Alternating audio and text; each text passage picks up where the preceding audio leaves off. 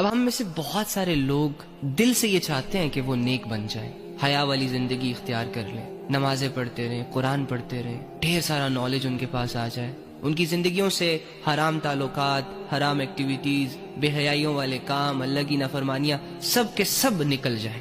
لیکن یہ چاہت، جو کہ بہت اچھی چاہت ہے، محض جب تک چاہت رہے گی نا، تب تک کوئی بھی بے حیا اپنی بے حیائیوں سے نہیں نکل سکتا، گنہگار گناہوں سے نہیں نکل سکتا، اللہ کے نافرمان اللہ کی نافرمانیوں سے باز نہیں آ سکتے۔ بس زندگی یوں ہی دو چار اچھی سوچوں کے ارد گرد گھومتی رہے گی، ختم ہو جائے گی، پتہ ہی نہیں چلے گا۔ نیک انسان بننے کے لیے، خود کو سدھارنے کے لیے دو چار قدم اٹھانے پڑتے ہیں۔ اور آج کل کے زمانے میں کہ جہاں بے حیائی کا سکوپ ہے، جہاں نفسا نفسی کی بھاگ دوڑ ہے، جہاں ٹرینڈز کو فالو کیا جا رہا ہے، جہاں چہروں کو آئیڈیالائز کیا جا رہا ہے، جہاں میٹیریلسٹک سوچ آلموسٹ سب پہ چھا چکی ہے، تو ایسے دو چار قدم اٹھانا ہمارے نفس کو واقعی بہت بھاری فیل ہوگا۔ کبھی آپ کی سوچ آپ کا ساتھ نہیں دے گی، کبھی آپ کا دل آپ کا ساتھ نہیں دے گا، کبھی آپ کی ہمت آپ کا ساتھ نہیں دے گی، اور بس یہ زندگی ایسے ہی روزانہ گندگیوں میں گزرتی چلی جائے گی، اور خود کو بدلنے کے ارادے رکھنے کے باوجود ہم خود کو بدل نہیں پائیں گے۔ اور پتہ ہے اللہ کیا کہہ رہا ہے؟ اللہ کہہ رہا ہے لن تنالوا البر حتی تنفقوا مما تحبون۔ تم نیکی کے اس مقام تک ہرگز نہیں پہنچو گے، تم نیک نہیں بن سکتے تب تک جب تک کہ ان چیزوں میں سے اللہ کے لیے خرچ نہ کر دو جو تمہیں بڑی محبوب ہے، جن سے تمہیں محبت ہے۔ ہاں،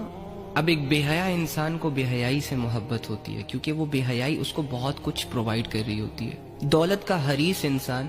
دولت سے بڑی گہری محبت رکھتا ہے، کیونکہ وہ دولت اس کا سٹینڈرڈ مینٹین کر کے رکھتی ہے، اس کی خواہشیں پوری کر رہی ہوتی ہے، اسے دنیا کا ایک بے تاج بادشاہ بنا کر رکھتی ہے، ہر چیز اس کی مٹھی میں لے آتی ہے نا۔ پیسہ ہوگا، اب جب چاہے جو چاہے جس ٹائم چاہے اپنی اچھی بری خواہشیں پوری کر سکتا ہے۔ اور اسی طرح انسانوں کی محبت جو آج کل بڑی ٹرینڈ میں چل رہی ہے، یہ جو کم بخت 3 ورڈز نے لوگوں کو پاگل بنا کے رکھا ہوا ہے، آئی love you, I miss you, پتہ نہیں کیا سے کیا۔ اب اس میں بھی انسان ایک دوسرے سے جدا ہونے کا جب سوچتا ہے، چھوڑنے کا سوچتا ہے، تو موت پڑ جاتی ہے۔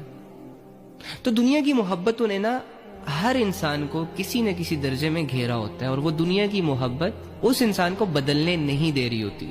کیونکہ جب انسان بدلے گا اللہ کی خاطر تو ڈیفینیٹلی دنیا کو لات پڑ جائے گی، اس کے گناہ اس سے جھڑ جائیں گے، اس کا بے حیائی کرنے کا دل نہیں کرے گا،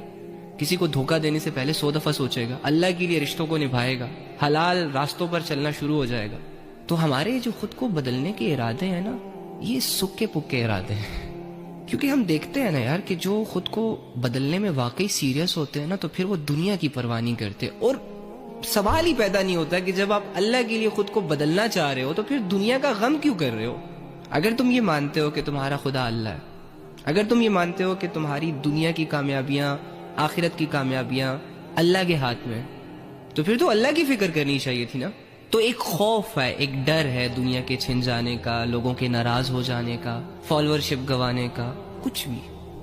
وہ ڈر ہمیں بدلنے نہیں دے رہا، اور اس ڈر کی وجہ سے ایک بے حیا اپنی بے حیائیوں کو کنٹینیو کر رہا ہے، ایک گنہگار اپنے گناہوں کو کنٹینیو کر رہا ہے، ایک نافرمان اپنی نافرمانیوں کو کنٹینیو کر رہا ہے، اور دل میں اللہ سے جڑنے کے جذبات ہونے کے باوجود وہ اس دنیا کو کھونے سے ڈر رہا ہے، اور اس دنیا کی فکر اور اس دنیا کے ڈر کی وجہ سے اللہ کو کھو رہا ہے۔